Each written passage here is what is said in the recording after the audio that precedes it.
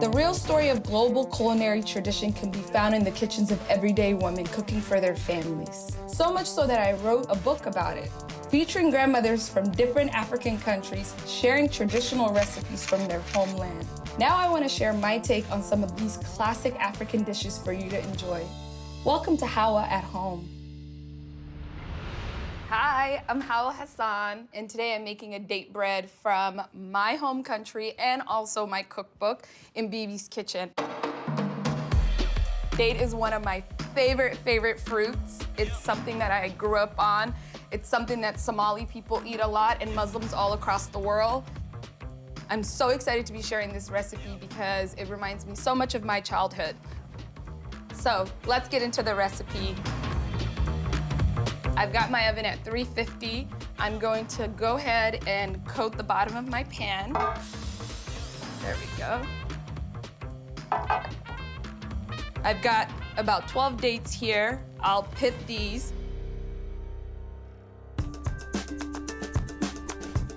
Dates, besides banana, are some of my favorite fruits. And this is not a recipe that belongs to a Bibi in the book. This is a recipe that was developed for the book.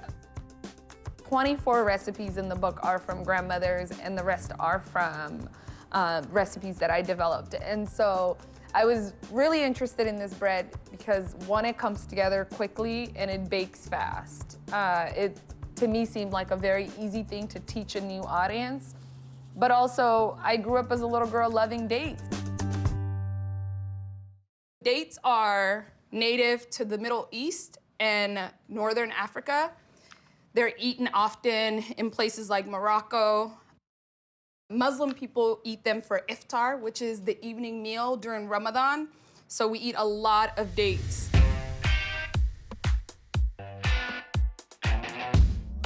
So many of the recipes in Somalia feature date. Oftentimes date is a way that we gather around to have conversation and over tea together. Dates from my upbringing were always present in our home, which is a huge snack for Somalis. When company comes, you know, Americans have cheese plates, Somalis have a plate full of dates. You know, some of the history about dates is that it is a fruit that often Muslims use to break fast. It's one that the Prophet Muhammad had introduced to Muslims, and so in that way I was really interested in it.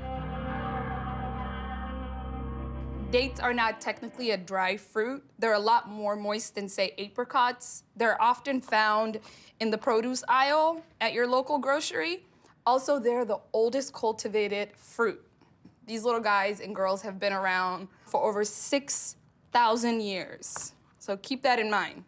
So they serve a lot of purposes. I use them in the morning time in my smoothies. The Medjool dates are also on the sweeter side. They're also very dense and meaty, so they make for a great add-on to desserts.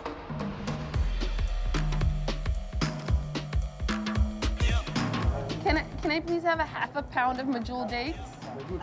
Yeah. Thank you. I like that. Why not? Medjool dates are my favorite. Not only do I use them in my cooking, but I eat them as a snack most days. I also use them to sweeten up almost everything. And so it's so fun to see a natural Medjool date and then a different variation of it. I've never seen them like this, so this is really interesting to me. It looks like they're still on like a little branch. All of this, I'm told, is imported here. So this is incredible to see a store of this size carrying these many variations of dates. Medjool dates might be a little bit harder to find. Know that you can substitute any of the recipes with apricots. They're a lot easier to find, available at most supermarkets. Again, it serves as a flavor agent in the same way that the dates do. It's a little sweet.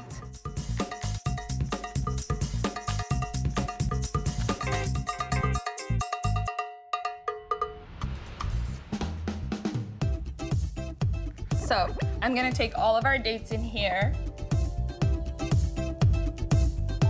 While my dates are there, I'm gonna go ahead and put in a little bit of water to soften them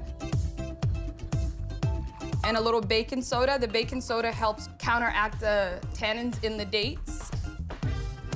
I'm I'm just gonna throw 1 teaspoon of baking soda in there. It softens them and it makes them sweeter.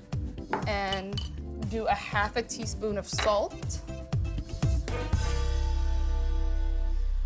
So now that I've got my dates softening, I'm gonna go ahead and start on the rest of the recipe. I'm gonna use a big bowl to mix our ingredients together. So I'm gonna do about 4 tablespoons of butter, which is a 1/2 stick.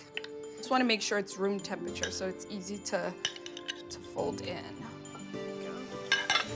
I'll add sugar.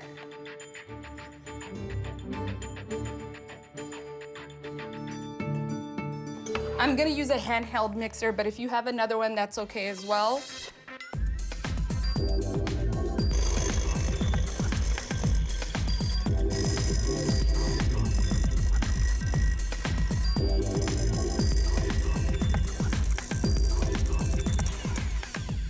So be sure to beat this all together until it's really creamy. I'm gonna go ahead now and get my egg plus my vanilla. And I wanna make sure I beat this in together very well before adding my flour and my dates. I'm going to do 2 teaspoons of vanilla.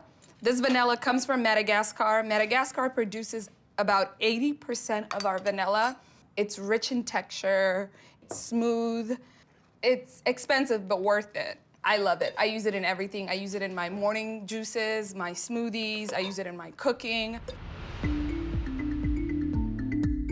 So Madagascar is the #1 producer of vanilla in the world and the #1 importer of vanilla in the world. Hence why their vanilla is so expensive at the grocery store. You know, it is, for them, it's a flavoring agent and it touches almost every single dish, whether it's their lobster. There's a lobster sauce that we make in the book where the vanilla is a big part of it. There's a papaya treat where a vanilla bean sauce is a big part of it. And so it shows up in many different ways. It shows up in dessert. It also shows up in big, glamorous dishes like our lobster recipe.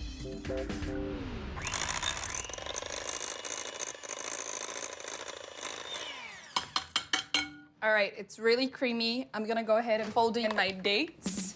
Oh, they smell yummy. They look great.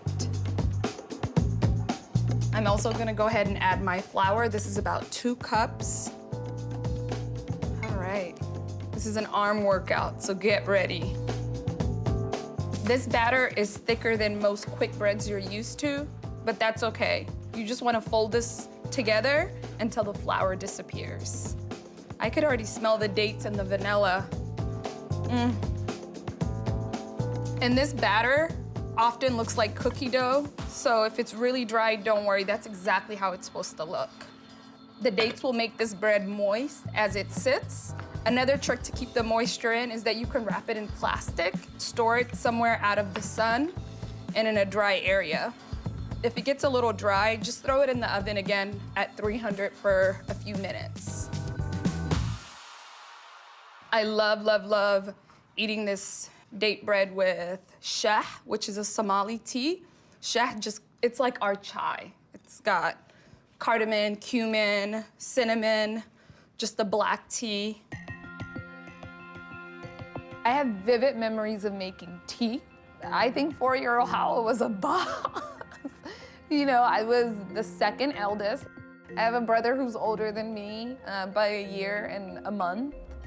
And so we're basically twins. And I have a hard time trying to remember what his job was because I don't really remember him being, you know, anything but like our so-called protector. But my jobs were really, you know, to make tea for company. So I remember a lot of cinnamon, a lot of cloves. Love cloves for my teas, cinnamon. I don't remember a lot of times where my mother said like, that's too much cinnamon, or that's too many cloves. You know, cardamom, I would put in a bunch of bags of black tea and then she would add more water in it. So I did a lot of that, and then I boiled a lot of pasta water. Again, things you can't mess up as a child, you know? So sometimes before I make my shah, I'll boil a big pot of cinnamon, cloves, cardamom, a little cumin, all whole, and I'll let the air get moisturized. Since it's been so dry and we've been staying home a lot, I've been doing that about once a week to soften the air in our house. So now that our flour has disappeared, I'm gonna go ahead and put it in my pan. You could do little by little and just pat it down. This is actually my favorite part. I love getting my hands dirty. Again, don't stress if it feels or looks like a cookie dough. That's how it's supposed to look. It's super easy to make. It's really, really simple. The ingredients are all available at your local supermarket.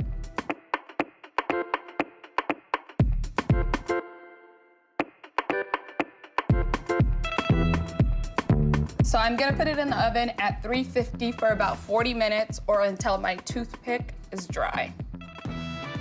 Waiting for the date bread to bake is also a good time to prepare your favorite warm beverage to go with it. I prefer to have tea with my date bread, but many of my friends enjoy it with coffee.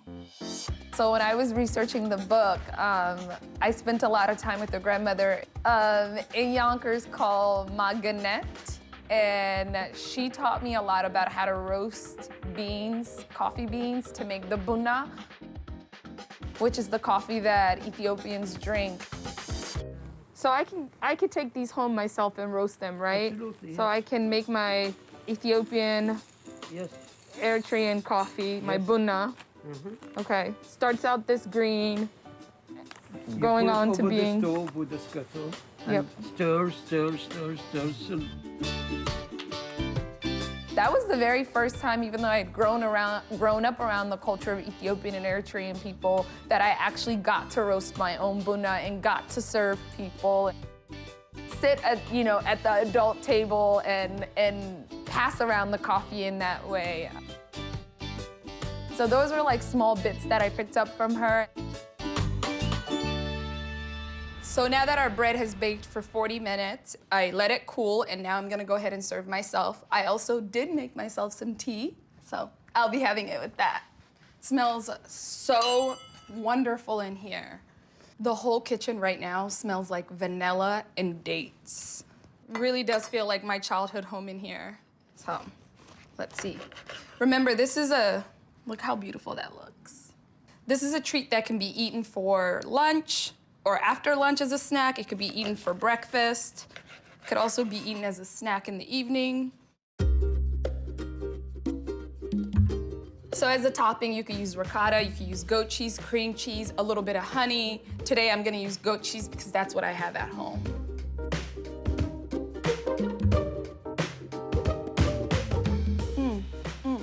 Okay.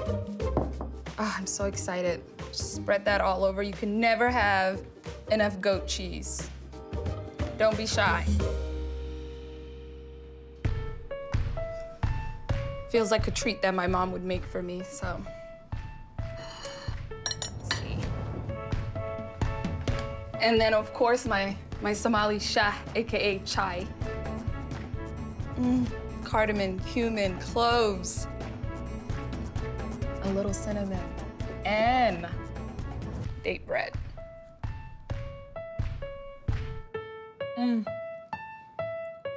It's sweet, it's earthy, it's smooth.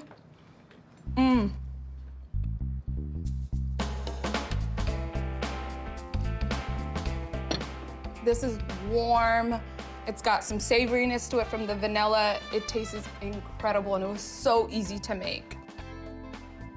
The combination of the vanilla and the dates is incredible. It reminds me so much of my childhood. The tea adds a different layer, but if you have coffee at home, use that as well.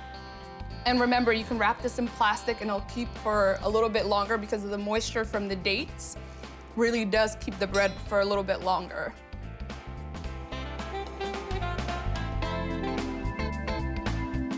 It tastes just like my mother's. And remember, if you start dancing, that's a side effect of the date bread.